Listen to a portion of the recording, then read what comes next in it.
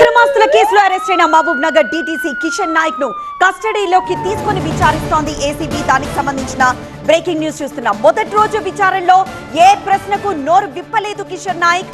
ఏం అడిగినా ముక్తసరిగా మాట్లాడుతూ సమాధానాలు దాటవేసినట్లు తెలుస్తోంది.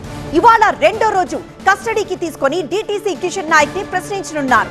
మార్కెట్ వాల్యూ ప్రకారం కిషన్ నాయక్ ఆస్తుల విలువ 250 కోట్ల రూపాయలుగా గుర్తించింది ఏసీబీ.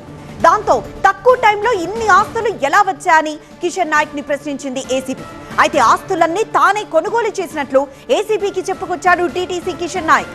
ఇవాల్టి విచారణలో డీటీసీ కిషన్ నాయక్ నుంచి మరింత సమాచారాన్ని రాబట్టాలనుకుంటోంది ఏసీబీ. గత నెలలో మహబూబ్ నగర్ డీటీసీ కిషన్ నాయక్ నివాసాల్లో సోదాలు జరిపింది ఏసీబీ. మహబూబ్ నగర్, హైదరాబాద్, రంగారెడ్డి, మెదక్, నిజామాబాద్, నారాయణ్ ఖేడ్ తో పాటు ఏకకాలంలో 15 చోట్ల తనిఖీలు నిర్వహించారు. ఈ తనిఖీల్లో పెద్ద ఎత్తున అక్రమాస్తులను గుర్తించారు. నారాయణ్ ఖేడ్ లో 14 ఎకరాలు, నిజామాబాద్ లో 12, మెదక్ లో 24 ఎకరాల వ్యవసాయ భూమితో పాటు 3 కిలోల బంగారం, కోట్ల విలువ చేసే కమర్షియల్ ప్రాపర్టీ ఉన్నట్లు గుర్తించారు.